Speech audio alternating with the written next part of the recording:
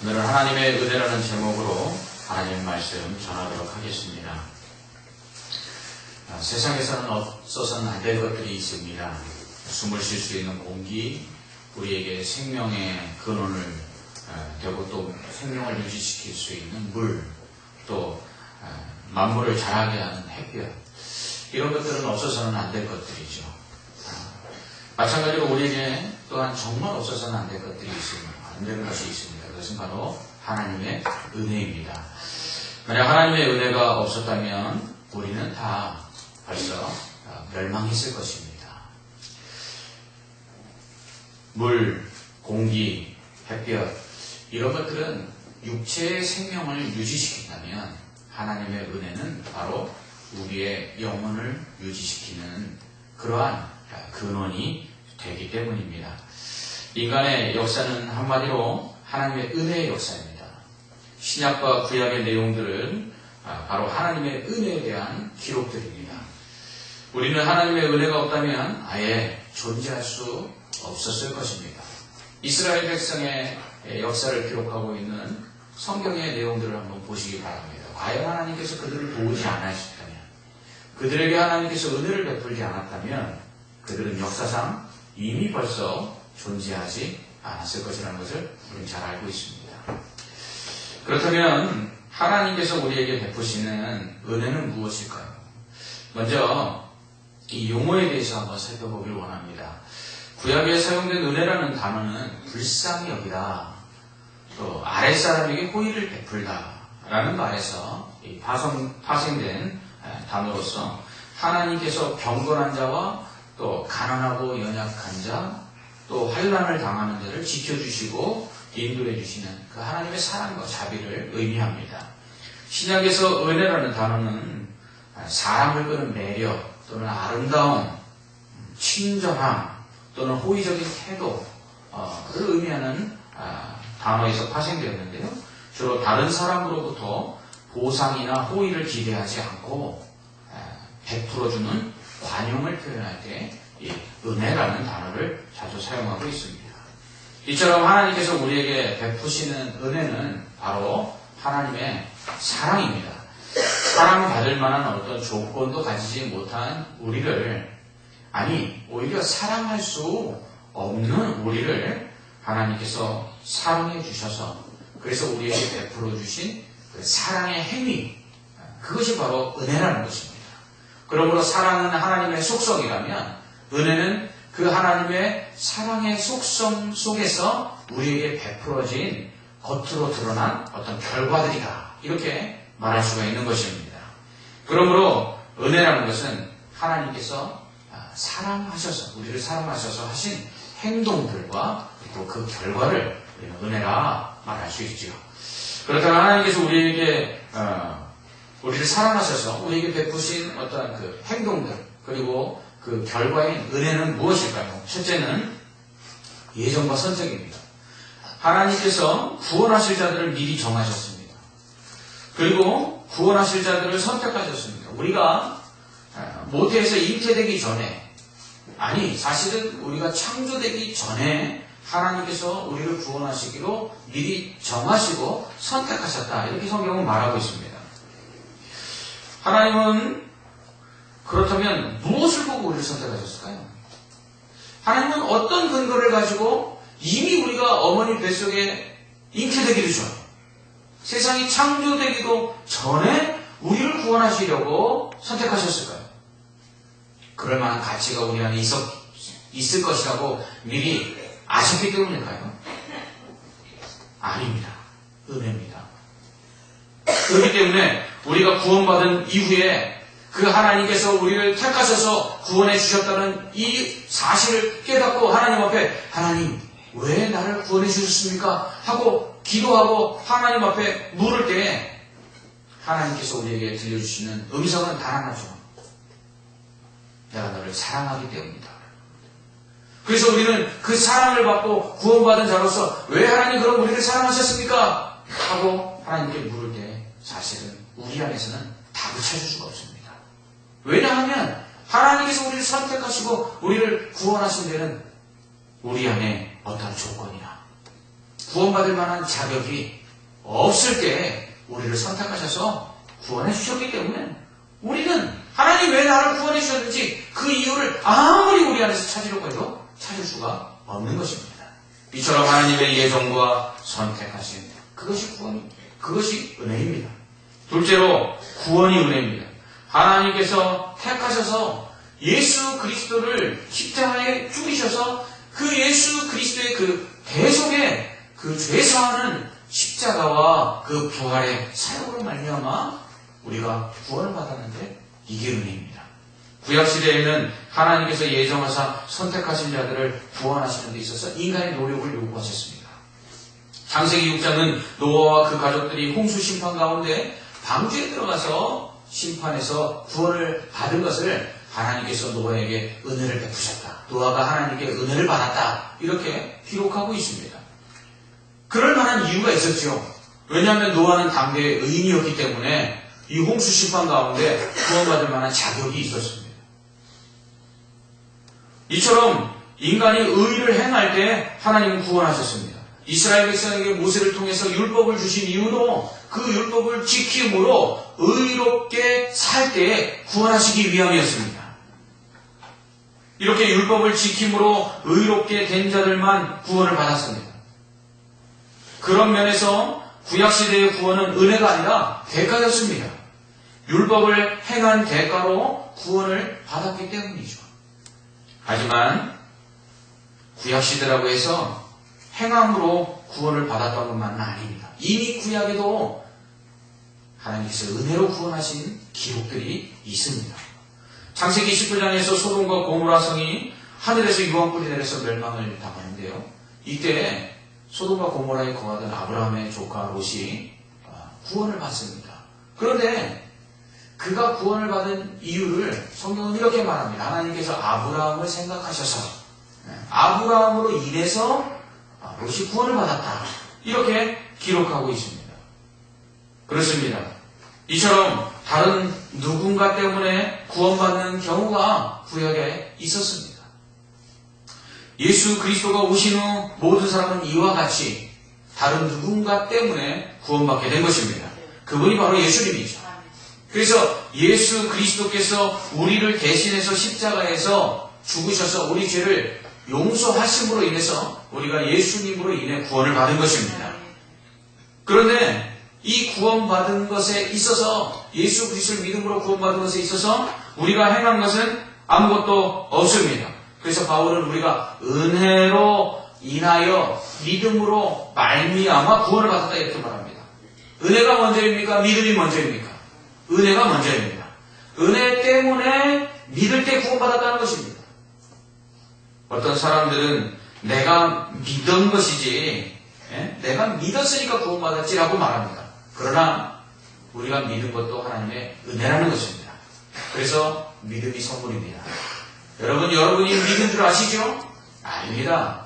하나님께서 만세전에 구원하시기로 택하신 자들에게 성령을 주셔서 성령을 받은 사람들이 예수 그리스도를 믿어야 구원받는다는 것을 깨닫도록 하심으로 예수를 믿고 구원받은 것입니다. 그래서 하나님의 선택이 없었다면 우리는 성령을 받을 수도 없고 성령이 아니시면 그리스도를 예수 그리스도로 우리의 구원자로 고백할 수도 믿을 수도 없는 것입니다. 어떤 사람들이 그럽니다. 목사님 내가 믿어주는 것만이고 감사하십시오. 목사님 내가 교회 나와주는 것만이고 감사하십시오. 그럽니다. 제가 그러면 그렇게 얘기하죠. 하나도 안 감사합니다. 왜요? 은혜인 줄 몰라서 그래요. 하나님께서 선물로 주신 축복인데 구원이 그게 내가 믿어서 얻은 대가인 줄 알아요. 절대로 아니라는 사실입니다. 그래서 예수 믿은 것이 여러분 예수 믿어서 구원받은 것이 바로 은혜인 줄 믿으시기 바랍니다. 세 번째로 하나님의 도우심으로 인한 형통이 은혜입니다. 하나님께서 구원하신 자들에게는요 오늘 본문에 보니까 간구하는 대로 응답하시고요. 그리고 때를 따라 도우시는 그런 은혜를 주시는 말씀하고 있습니다. 아브라함이 아들 이삭을 아내로 구하려고 종을 자신의 고향 바단 아람으로 보냈는데요. 바단 아람에 도착한 이 종이 하나님 앞에 기도합니다. 하나님, 오늘 나에게 순조롭게 만나게 하셔서 내 주인 아브라함에게 은혜를 베푸십시오. 이렇게 기도합니다. 그렇습니다. 그렇게 기도하고 나자 이삭의 아내가는 리브가를 금방 만나게 되죠. 그래서 순조롭게 이삭의 아내를 구해받고 주인의 집으로 돌아오게 됩니다. 이처럼 우리가 기도할 때 하나님께서 응답해 주시는 것, 이것이 은혜입니다. 그리고 요셉이 보디발의 집에서 은혜를 받아서 그 온 집을 관리하는 청지기가 되죠. 그래서 그 집을 자기 마음대로 임의대로 주관할 수 있었습니다. 뿐만 아니라 누명을 쓰고 감옥에 갇혔을 때도 하나님께서 은혜를 베푸셔서 간수장에게 이렇게 인정받아서 감옥 안에서도 자유롭게 행동을 할 수가 있었습니다. 이처럼 우리가 살면서 우리가 모든 행하는 일들이 이렇게 순조롭고 형통하게 되는 것, 이것이 바로 하나님의 은혜인 줄 믿습니다. 또한 애굽왕 바로가 이스라엘 백성이 사내 아이를 낳으면 죽이라는 명령을 했음에도 불구하고 이 히브리 산파들이, 이 이스라엘 사람들이 사내 아이를 낳아도 살려줬어요. 그랬더니 하나님께서 은혜를 베푸셨습니다. 이처럼 우리가 하나님 말씀대로 순종하여 살 때에 하나님께서 우리에게 좋은 것 주시는 것, 이것이 은혜입니다. 이처럼 우리의 삶 가운데 일어나는 모든 일들, 좋은 일들은 다 하나님의 은혜입니다. 배우자, 자녀, 건강, 재물, 명예, 지위, 배우는 것, 직업, 이 모든 것들이 다 때를 따라 돕는 하나님의 은혜, 이 은혜인 것입니다. 그러므로 하나님의 은혜가 없으면 우리는 다 망가지는 삶을 살 수밖에 없는 것입니다. 우리를 구원하시기 위한 예정, 그리고 선택, 그리고 예수 그리스도를 십자가에 대신 죽이심으로 우리를 살리시고 또 부활을 통해서 우리에게 영생의 소망을 갖게 하시는 이 구원은 다 하나님이 주신 바로 은혜라는 것이죠. 뿐만 아니라 구원하신 자에게 필요한 것들을 공급해 주시고 때를 따라 도와주시고 인도해 주시고 기도하면 형통하도록 축복해 주시는 것, 이것이 다 하나님의 은혜라는 것입니다. 그렇다면 하나님의 은혜가 없으면 우리는 어떻게 되겠습니까? 상상할 수도 없는 것입니다. 이러한 하나님의 은혜는요, 근데 무조건적이에요. 조건이 없어요. 사실 하나님께서 베풀어 주시는 은혜를 우리가 갚는다라고 했을 때는 그것을 뭔가 계산할 수 있어야 되지 않겠습니까? 그런데 하나님의 은혜는요, 계산이 불가능합니다. 하나님께서 우리에게 베푸신 은혜들은 너무너무 좋은 것들입니다. 그렇기 때문에 바울은 하나님의 은혜를 선물이라는 말로 표현하고 있습니다. 선물은 대가가 아니죠. 대가를 지불하고 받는 것이 선물이 아니죠. 선물은 주는 사람이 일방적으로 좋아서 주는 것, 그것이 선물입니다. 하나님께서 우리에게 베푸시는 이 모든 구원과 은혜는 바로 하나님이 우리를 너무너무 일방적으로 좋아해서 조건 없이 주시는 선물인 줄 믿으시기 바랍니다. 그렇습니다. 우리는 이렇게 하나님의 사랑을 받는 자들입니다.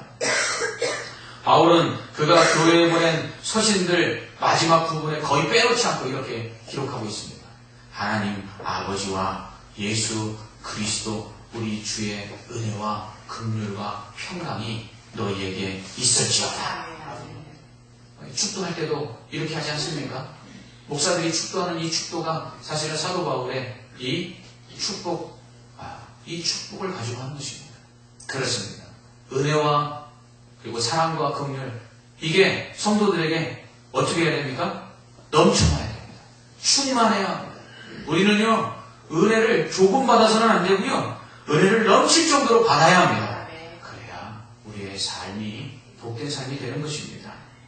하지만 이러한 예정과 선택을 통한 값없이 주신 은혜로서의 구원과 하나님께서 베푸시는 좋은 은혜를 받은 다음에는 우리가 해야 할 일이 있습니다. 그것은 첫째로 하나님의 은혜를 받은 자는 감사해야 합니다. 여러분 한번 생각해 보세요. 여러분이 만약 대통령의 초대를 받아서 청와대 만찬에 참석하게 되었습니다. 이 대통령이 여러분들을 초대해서는 성대한 만찬을 준비하고 또 훌륭한 연주자들을 불러서 멋진 음악을 이렇게 연주하고 또 유명 인사들을 초청해갖고 함께 식사하고 교제하는 시간을 마련해줬다고 생각해 보십시오. 그리고 대통령과 함께 담소도 나누고 그리고 사진도 찍었습니다. 방송국에서 나와서 촬영도 하고 또 9시 뉴스에 이렇게 나가게 되었습니다.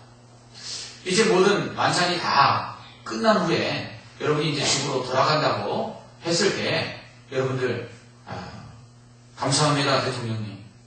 대통령 각하 이렇게 성대한 만찬에 초대해 주셔서 감사합니다. 이 비용이 만만치 않았을 텐데 제가 얼마를 드리면 좀 이 은혜에 보답을 할 수가 있을까요?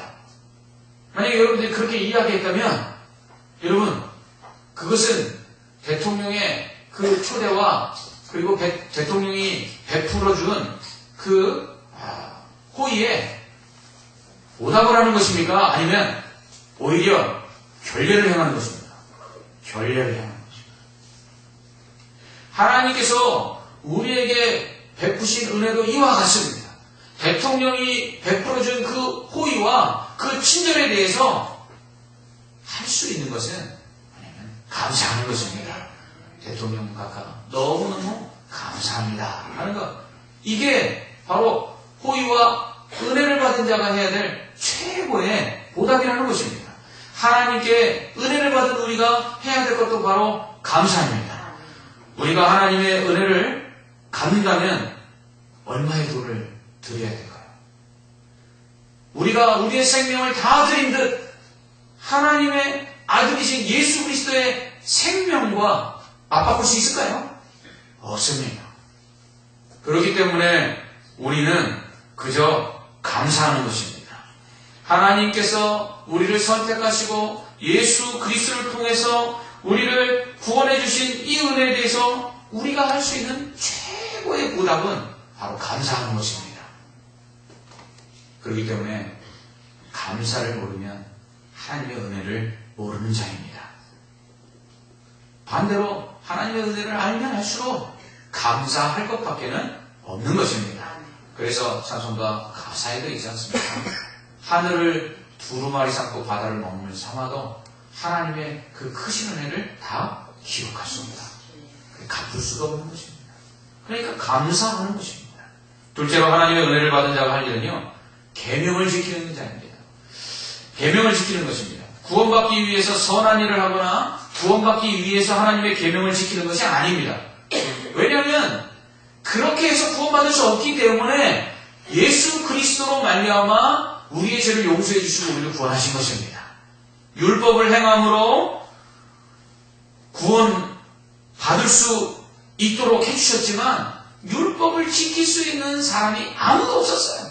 그렇기 때문에 의인은 없나니 하나도 없다고 성경은 말합니다. 그러니까 다 죄인이라서 하나님의 영광에 이를 수 없었고 다 심판받아 멸망할 수밖에 없었죠. 그래서 예수님을 우리 죄를 대신 지시고 십자가에서 그렇게 속죄의 제물로 죽게 하신 것입니다. 그래서 예수님의 그 속죄의 은혜로 우리가 죄사함을 받고 우리가 구원을 받은 것이죠. 그러면 우리가 어떻게 살아야겠어요? 예수님께서 우리가 죄 때문에 죽으셨는데 우리가 그 대속의 은혜로 구원받았는데 다시 죄를 지을 수 있겠습니까? 없는 것입니다. 그렇기 때문에 예수 그리스도의 그 대속의 은혜로 십자가의 은혜로 구원을 받은 자는 죄와 싸워야 합니다. 예수 그리스도께서 십자가에서 죽으신 그 죽으심을 헛되지 않게 하기 위해서 우리는 날마다 거룩한 삶을 살아가야 하는 것입니다. 우리가 예수 그리스도의 그 구원의 은혜로 구원을 받은 다음에 우리가 범죄한다고 해서 우리는 심판받지 않습니다.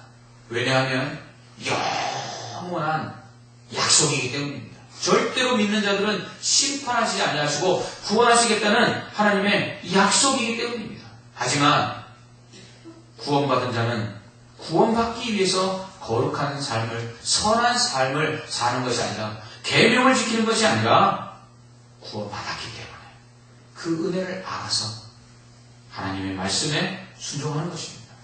여러분, 부모님의 은혜를 알면 부모님의 말씀에 어떻게 하죠? 당연히 순종하죠. 우리가 하나님께서 우리에게 베푸신 그 구원과 하나님께서 베푸신 그 날마다 일상에서의 은혜들을 우리가 알면 죄질 수가 없습니다. 그러므로 우리가 범죄하고 우리가 죄악 가운데 거하는 것은 하나님의 은혜를 잊어버렸기 때문이라는 것입니다. 그러므로 하나님의 은혜를 아는 자는 하나님의 말씀에 순종하고 계명에 순종하는 삶을 사는 것입니다. 세 번째로 하나님의 은혜를 받은 자는 헌신합니다. 하나님께서 값없이 주셨기 때문에 갚을 수 없지만 그러나 그 은혜를 어떻게 하면 조금이라도 보답할까 하는 마음으로 우리는 우리에게 주신 사명을 감당하고 헌신하는 것입니다. 하나님께서는 값없이 은혜로 구원하신 자들에게 사명을 주셨어요. 어떤 사람은 목사로, 어떤 사람은 선지자로, 어떤 사람은 감독으로, 어떤 사람은 장로로, 어떤 사람은 집사로, 어떤 사람은 교사로, 어떤 사람은 각양 그 사람에게 주신 그 재능대로 하나님께서 사명을 주셨습니다. 그리고 그것을 감당할 수 있도록 성령의 은사들을 주셨습니다. 마치 달란트를 받은 종들처럼 은혜로 구원받은 자들에게 하나님은 이와 같이 사명을 주셨습니다. 우리는 이 사명을 감당해야 합니다. 모든 구원받은 자들, 은혜로 구원받은 자들에게 주신 사명은 복음 전파하는 것입니다. 복음을 전하는 것은 선택이 아니라 명령입니다. 그래서 모든 사람들은 이 복음 전하는 일에 헌신해야 합니다. 뿐만 아니라 하나님의 은혜로 구원받은 자들은 사랑해야 합니다. 이것 또한 명령입니다. 그렇기 때문에 우리에게는 큰 사명과 큰 계명이 있는데 그것은 바로 사랑하라는 큰 계명과 그리고 복음을 전하는 큰 사명입니다. 그리고 또한 우리에게 주신 이 재능과 은사들에 따라서 우리에게 주신 각양 직분들과 그리고 사명들에 우리는 헌신해야 합니다. 그것은 은혜를 받았기 때문입니다. 이처럼 은혜를 알면 감사하게 되고 순종하게 되고 헌신하게 됩니다. 중국 춘추시대 때 진나라의 군주 위무자에게는 사랑하는 애척이 있었어요. 어느 날 병석에 눕게 된 이 위무자는 아들 위가를 불러서 자신이 죽으면 이 애척을 다른 사람에게 시집을 보내라. 아직 젊으니까 제가 시켜라. 이렇게 유언을 했습니다. 그러나 위독해진 위무자는 이 죽음을 앞두고는 이 말을 번복했습니다. 자신이 죽으면 애척을 제가 시키지 말고 자신과 함께 무덤에 묻으라고. 이게 순장이라는 것인데 따라서 장사를 지내는 것입니다. 순장을 시켜라. 이렇게 유언을 남기고는 세상을 떠나갔습니다. 돌아가신 아버지가 남기신 전혀 다른 두 유언 사이에서 고민하던 이 위가는 애척을 순장하는 대신에 다른 곳으로 재간을 시킵니다. 난 아버지께서 맑은 정신에 남기신 말씀을 따르겠다. 이렇게 이야기했습니다. 세월이 흐른 후에 이웃 나라에서 이 진나라를 침략했습니다. 전투에서 위가는 진나라 군사를 격파하고 적장 두 회의 뒤를 쫓고 있었습니다. 그런데 잘 도망가던 그 두 회가 갑자기 무덤 위에 풀썩하고 넘어졌습니다. 왜냐하면 풀이 갑자기 묶여져서 그 두 회의 발목을 붙여놨기 때문입니다. 여기에 걸려서 넘어져서 결국 두 회는 위가에게 잡혀서 죽게 됩니다. 그날 밤 한 노인이 위가의 꿈속에 나타나서 이렇게 말했습니다. 나는 내가 시집 보낸 그 네 아비의 애첩의 아버지다. 오늘 풀을 묶어 내가 보여준 은혜에 보답한 것이다. 이렇게 이야기했습니다. 여기서 결초보은이라는 말이 유래했지요. 풀을 엮고 은혜를 갚는다는 것입니다.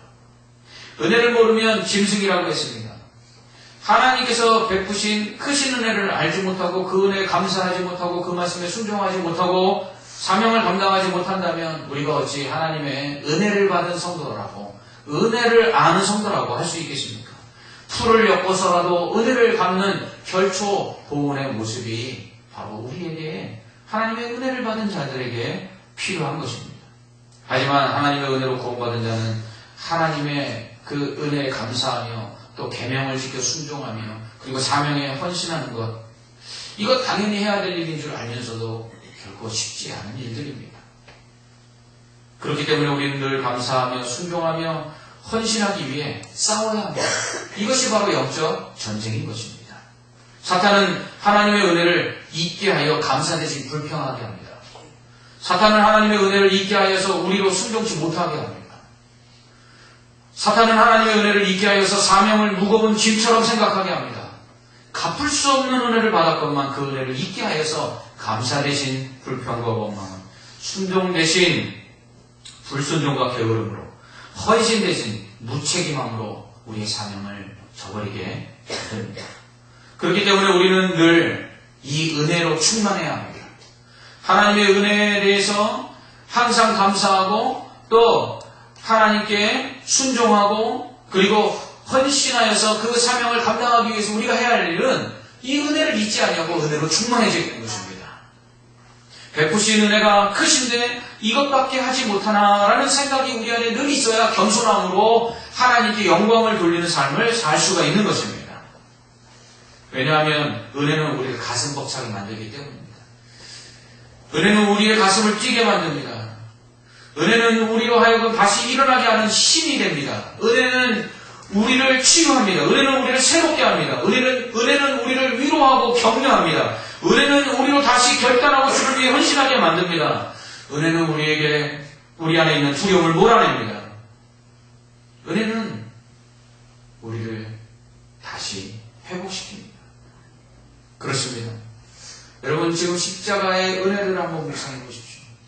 나와 같이 쓸모없는 자를 구원하시기 위하여 그 십자가에서 그 피와 물을 흘리신 그 주님의 은혜를 생각하면 우리 안에 감격이 일어나는 것입니다.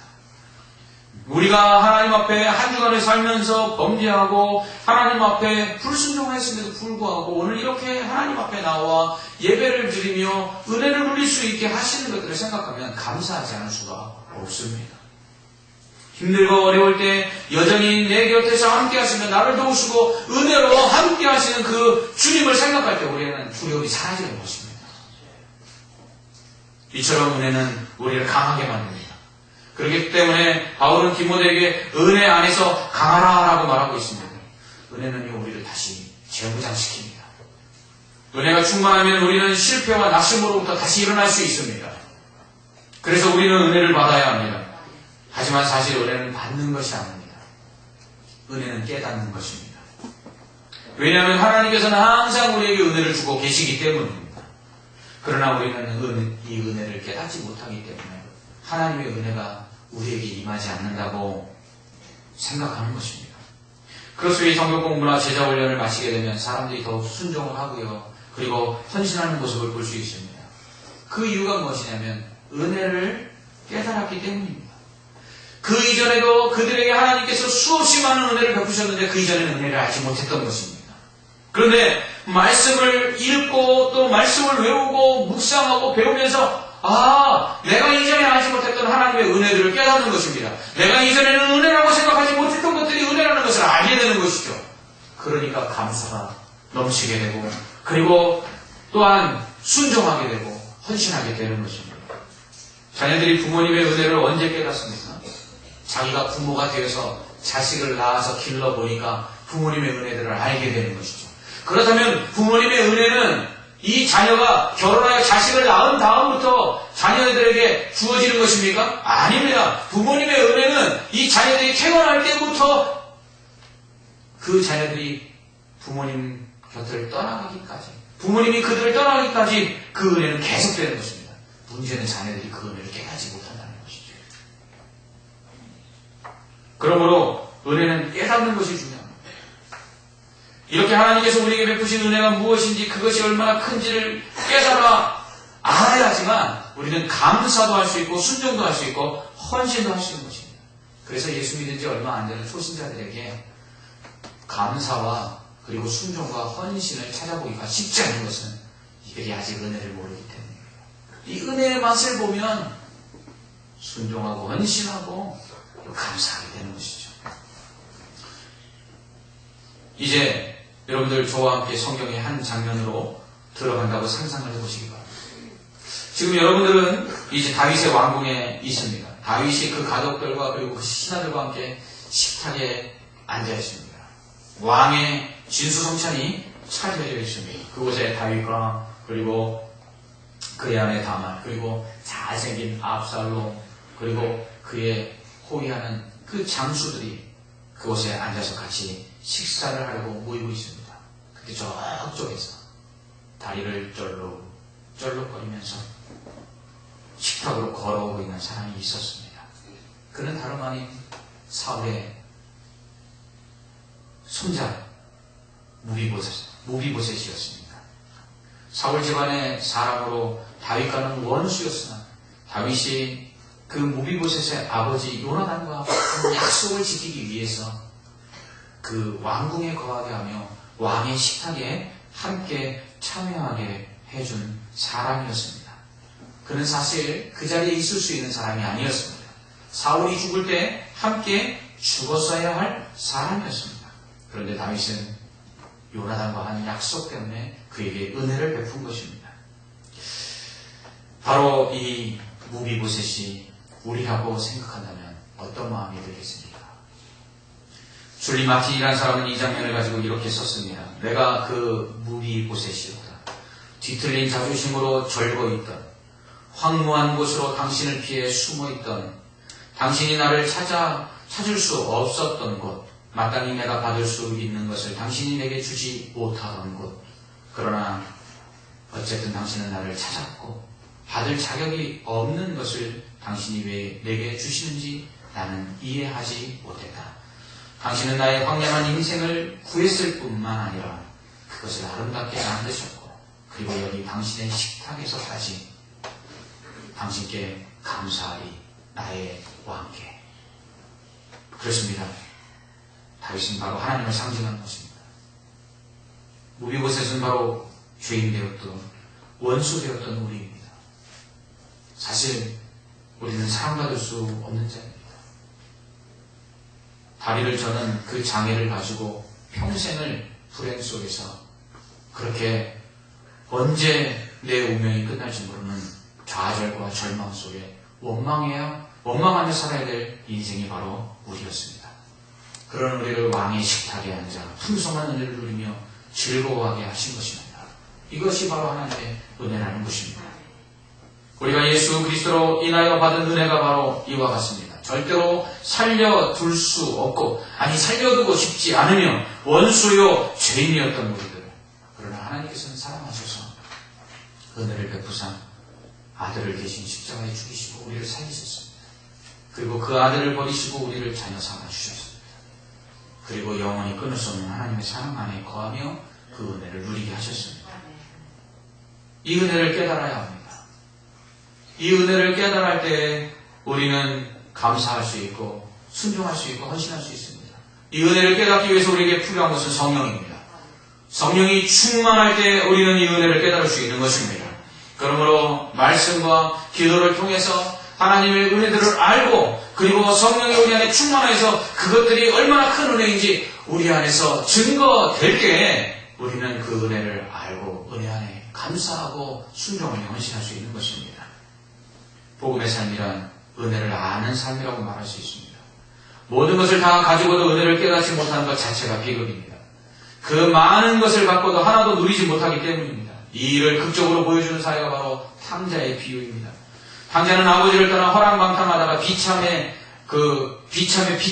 경험하고 마침내 아버지께로 돌아왔습니다. 모든 것을 아버지에게 받고 누릴 때는 은혜를 몰랐다가 다 잃고 비참한 지경에 이르렀어야 은혜를 깨닫습니다.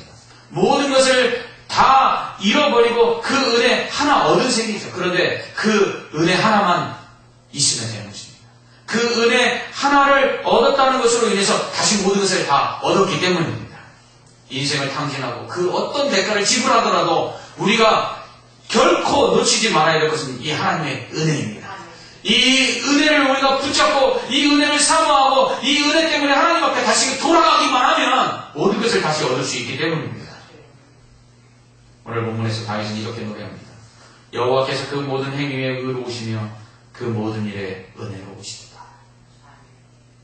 여호와께서는 자기에게 간구하는 모든 자, 곧 진실하게 간구하는 모든 자에게 가까이 하시는도다.